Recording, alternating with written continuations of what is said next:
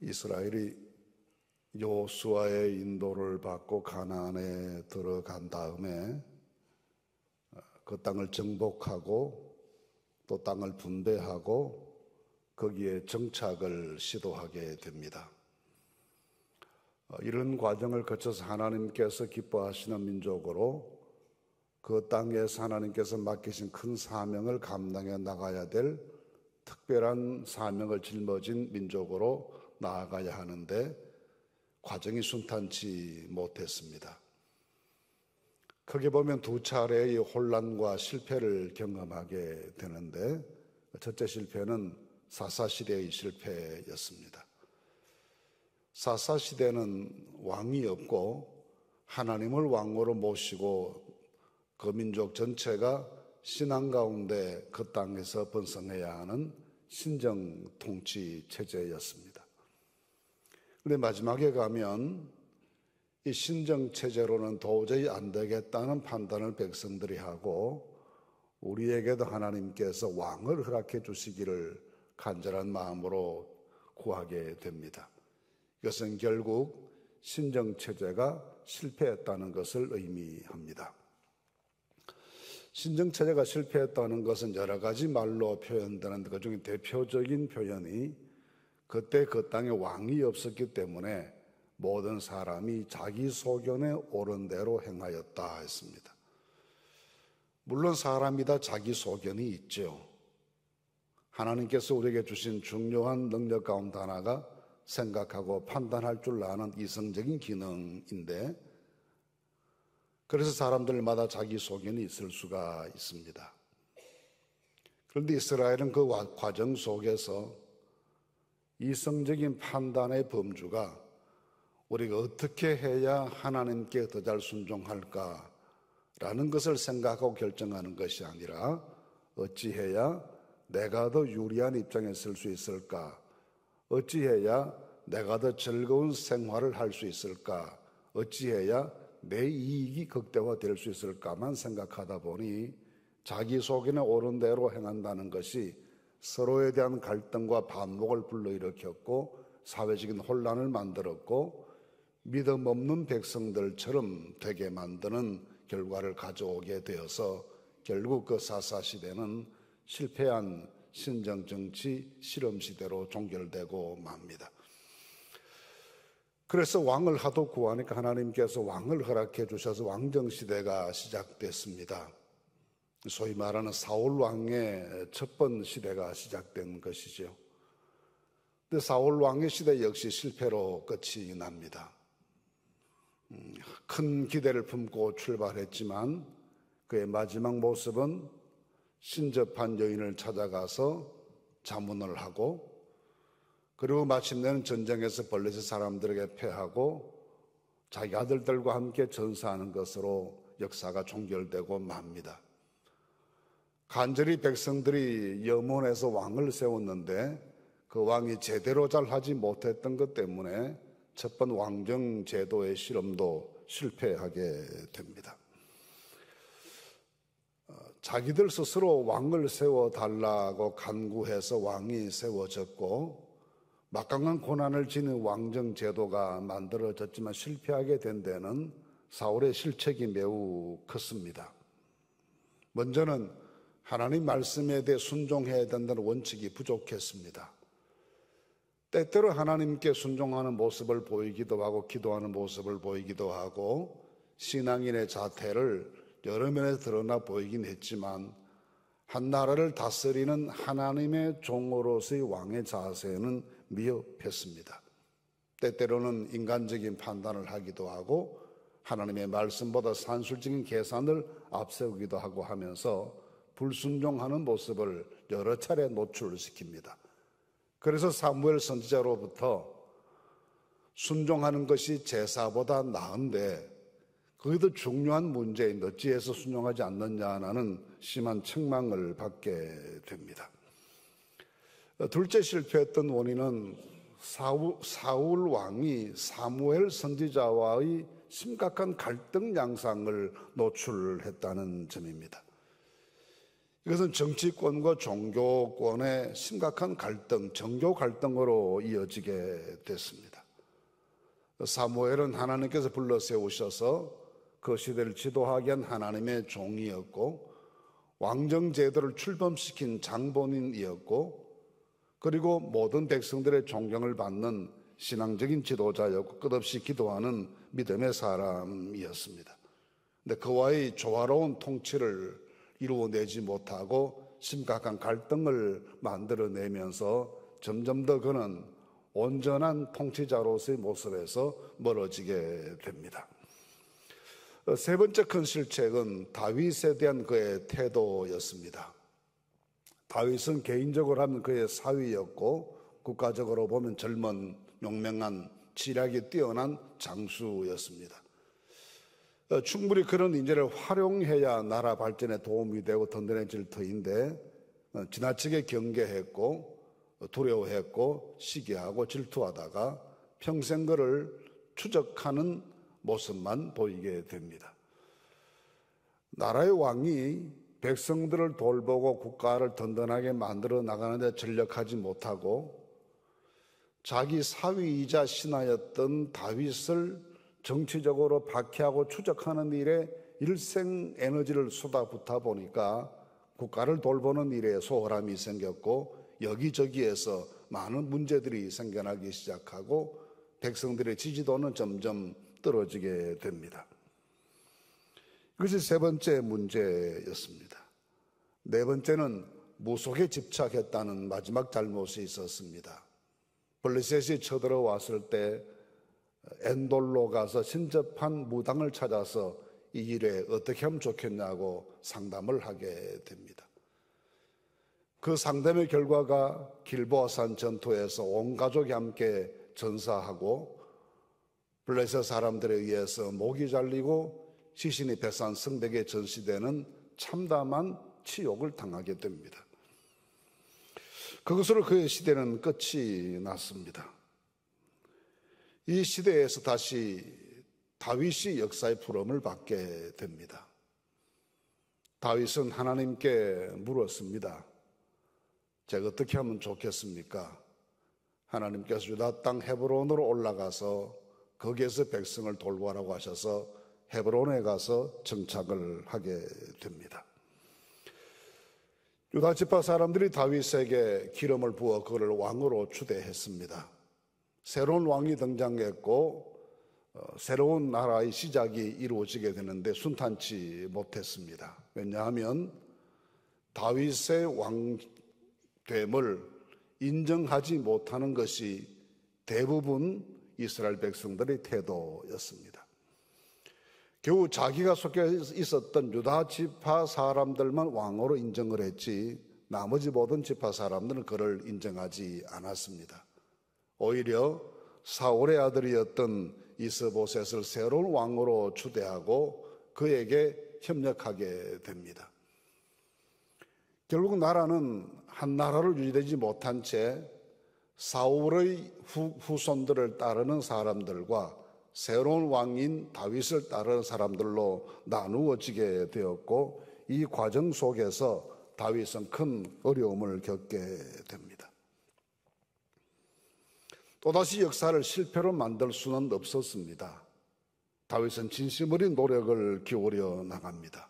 그럼 마침내 나머지 모든 지파들의 찬성을 받고 이스라엘의 모든 지파들이 그에게 기름을 붓고 다시 왕으로 세우는 절차가 진행되는데, 그 내용이 오늘 본문 말씀입니다. 이 말씀 속에는 다윗이 어떻게 해서 그 갈등의 시대에 종지부를 찍고 새로운 시대를 열게 되는지가 잘 나타나 있습니다. 다윗의 시대는 종종 하나님 나라의 모습으로 비교되기도 합니다. 또 장차 이루어질 하나님의 나라가 이런 나라일 것이다 라고 설명되기도 합니다. 그래서 예수님에 대한 소개를 할 때에도 다윗의 자손이라고 많이 말을 합니다. 또 마태복음 1장 족보에도 아브라함과 다윗의 자손 예수 그리스도의 계보라고 설명하기도 합니다. 그것은 그 시대의 통치가 그만큼 위대했다는 의미이고, 또 지도를 두고 비교를 해보면 이스라엘의 어느 시대보다도 다윗의 시대 영토가 가장 넓었습니다. 가장 많은 주변 나라들로부터 조공을 받아내기도 했습니다. 그야말로 인근 지역에서 독보적인 국가로 이스라엘을 발전시키게 됩니다. 그런 큰 나라로 발전해 가고 장차 이루어질 하나님의 나라가 이런 모습일 것이다라고 비교될 만큼의 좋은 나라로 획기적으로 전환시키게 되는데, 그 출발의 모습이 오늘 본문 모습입니다. 이 모습을 보시면 크게 세 가지 다윗의 장점이 드러나게 됩니다. 첫 번째 장점은 출발부터 백성들을 신앙적으로 결속시켰다라는 특징입니다. 사사 시대를 거치고 사울의 시대를 지나오면서 이 시대를 지파 동맹 체제라고 부릅니다. 12지파가 화학적으로 한 나라로 융합되지 못하고 각 지파들이 각자 나름의 영역을 가지고 각자 나름의 땅을 가지고, 그리고 중요한 일이 있을 때마다 지파와 지파 사이에 동맹을 맺어 대응하는 그런 형태였습니다. 특히 사사시대에는 12사람의 사사가 등장하지만 이 사사 가운데 전체 이스라엘을 지도했던 사사는 사무엘 한 사람밖에 없었습니다. 모두가 다 국지적이었고 지역적이었습니다. 그만큼 12지파 전체가 하나로 묶어지는 일이 매우 어려운 과제였습니다. 그런 과정 속에서 사울은 이 12지파를 정치적인 동맹관계로 만들어 나가기 위해서 많이 애를 썼지만 결국 실패합니다. 근데 다윗은 처음 출발하면서부터 이 나라의 가장 중요한 특징이 신앙 공동체가 되어야 된다라고 판단한 것으로 보입니다. 그래서 철저하게 신앙적으로 출발하고 하나님께 기도하고 백성 전체가 신앙 안에서 하나가 될 수 있기 위해서 눈물겨운 노력을 기울여 나갑니다.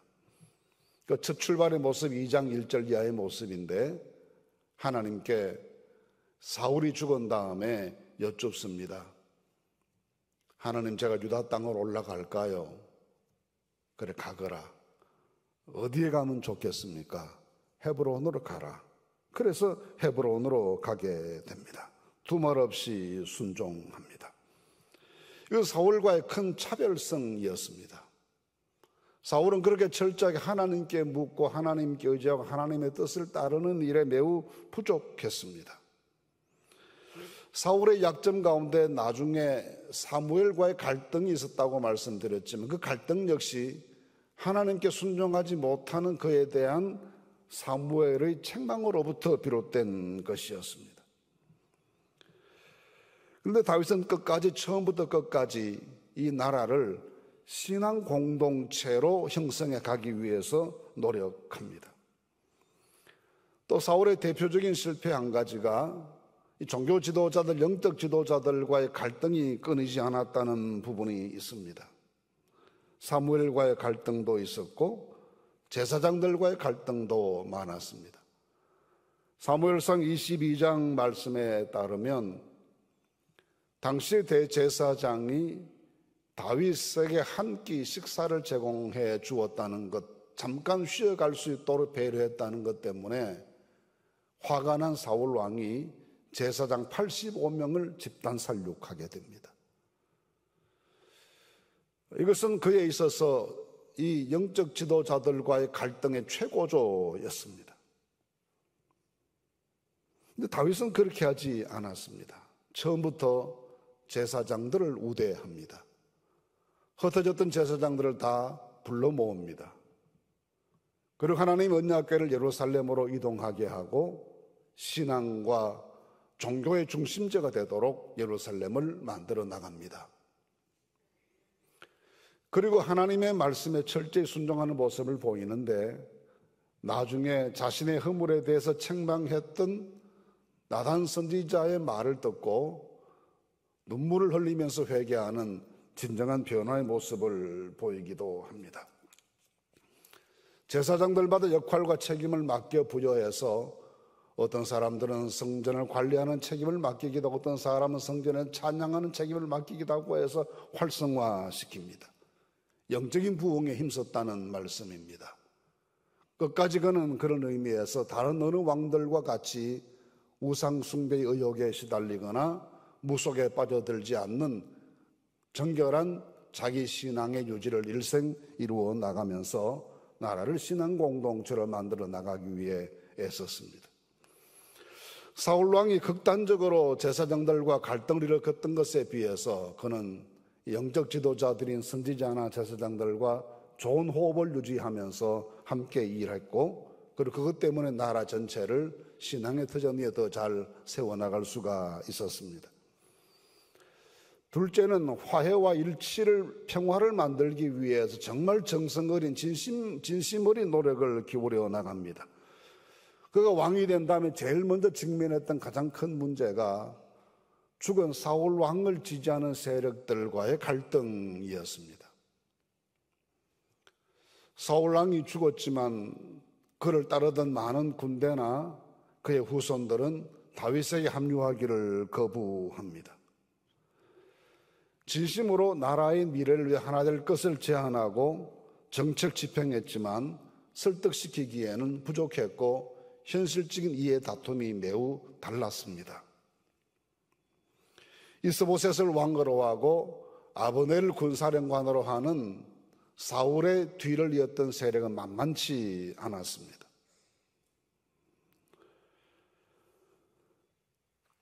그런 가운데 이 북쪽 사울의 세력을 지지했던 이스보셋 왕과 군사령관이었던 아브넬이 암살당하는 사건이 생깁니다.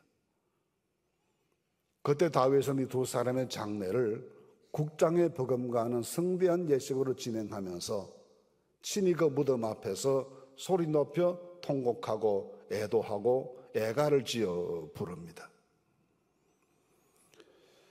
사울의 딸 미갈이 그의 첫 번째 부인이었습니다. 근데 헤브론으로 돌아와 보니 미갈이 다른 사람의 아내가 되어 있었습니다. 그런 많은 노력 끝에 미갈을 아내로 도로 찾아와 왕비의 자리에 지위를 회복시킵니다. 사울 집안에 남은 후손 한 사람이 있었는데 무비보셋이라는 그의 손자였습니다. 그를 데려다가 왕궁에서 아들처럼 함께 자라게 했습니다. 이런 모든 진심 어린 노력들이 자신에 대해서 경계심을 가지고 있었던 북쪽 사람들의 마음을 녹아내리게 만듭니다. 그리고 오늘 말씀해 보시면 마침 12지파의 대표들이 다윗을 헤브론으로 찾아옵니다. 찾아와서 말하기를 우리가 다 한 골육 아닙니까?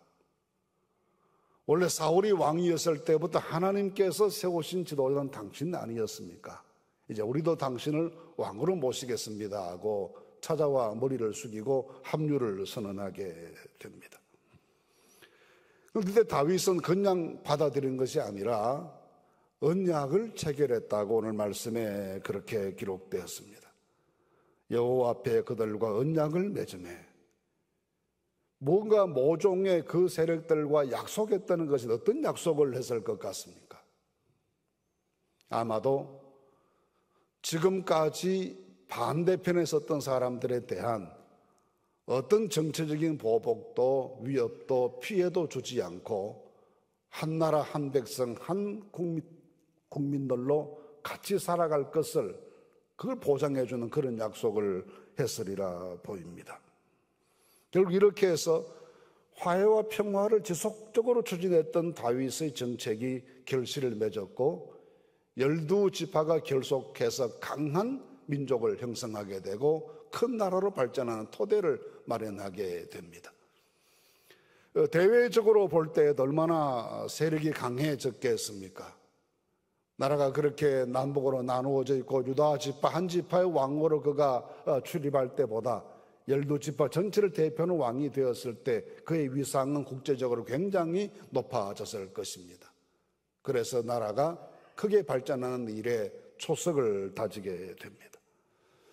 그 과정 속에 그는 결코 전쟁하지 않습니다. 무력으로 진압하려 시도하지 않습니다. 끝까지 설득하고 이해시키고 때가 올 때까지 기다리고 자신이 베풀 수 있는 선의를 끝까지 최대한으로 베풀면서 역사의 때를 기다립니다. 이것이 그가 새롭게 출발하는 나라를 그 인근 지역의 최고의 나라로 만들어 나가는 두 번째 방법이었습니다. 세 번째는 도전 정신입니다. 6절 이하 말씀을 보시면 다윗의 군대가 예루살렘을 점령했다라는 기사가 이어집니다. 예루살렘은 그 자체가 산 위에 있는 도시였고 삼면이 절벽으로 형성되어 있었기 때문에 점령하기가 매우 까다로운 도시였습니다. 그래서 이곳에 살고 있었던 여부서 족속 사람들은 다윗의 군대가 쳐들어온다는 말을 듣고 이 도시는 맹인이나 절름발이들이라도 지킬 수 있는 도시이다 라고 장담합니다. 그만큼 수비하기가 쉽다는 뜻이었습니다. 그리고 이곳에 있었던 여부스 족속들은 창세기 10장 15절 이하 말씀에 여부스 족속이 처음 등장하는데 가나안 땅에 정착했던 바로 이 가나안이라는 노아의 손자인 가나안의 후손들이었습니다. 가나안의 후손들 중에 시돈 족속이나 헷 족속, 여부스 족속이 있었습니다. 다 가나안 땅을 중심으로 해서는 북쪽에 은거했던 그곳을 터전 삼았던 그런 민족으로 발전해 갔습니다. 그리고 그들 큰 나라를 만들어 나가는데 히타이트 제국이라는 굉장히 큰 제국을 형성해 나가고 강력한 문화를 만들어 나갑니다. 그들 중에 일부가 예루살렘으로 와서 예루살렘을 점령하고 그들을 자기 터전으로 삼았기 때문에 그 지역의 어느 부족들, 어느 민족들보다도 더 강한 정치적인 배후를 가지고 있었고 발전된 군사 체계를 가지고 있던 족속, 여부스 족속이었습니다. 그래서 여호수아가 가나안 땅을 점령할 때 이곳은 도저히 점령할 수 없다고 판단했습니다. 이곳을 점령하는 데 에너지를 쏟다가 보면 가나안 땅 전체 점령이 어려워지겠다 판단하고 이곳을 지나갑니다. 아예 도전하지 않습니다. 그리고 사사 시대에도 그 누구도 여부스의 땅 예루살렘을 차지하려 시도하지는 않습니다. 그런데 예루살렘을 포함시키지 못하면 나라가 사방으로 관통해 나가는 이 숨통이 막히는 것처럼 되어 있습니다. 예루살렘에서도 동서남북으로 뻗쳐져 나가야 그래야 남쪽으로 가는 길도 북쪽으로 가는 길도 다 수월해지게 되는데 이곳이 여부서 사람 수중에 들어가 있으니 나라는 굉장히 어려운 지경에 됐습니다. 그래서 이곳을 점령하기로 결심합니다. 수백 년 동안 포기했던 땅인 이 땅을 점령하기 위한 도전을 과감하게 한 그리고 마침내 점령합니다. 이 예루살렘을 점령하고 난 다음에 예루살렘으로 천도를 하고 예루살렘으로 하나님의 언약궤를 모셔와서 안치하는 것을 통해서 예루살렘이 정치와 종교의 중심지가 되게 합니다. 그리고 나서부터는 급속하게 영토 확장 정책을 실천하게 되고 사방으로 뻗어나가는 국력의 신장을 느끼게 됩니다. 이렇게 왕이 된 다음에 굉장한 도전 정신으로 안에 있었던 예루살렘을 점령해서 국토 전체를 평정하고 바깥쪽으로 확장되어 나가면서 영토 확장 정책을 거침없이 수행해 나가는데 이 모든 과정 속에 그는 철저하게 신앙으로 감당해 나갑니다. 그래서 12절 말씀에 이렇게 기록합니다.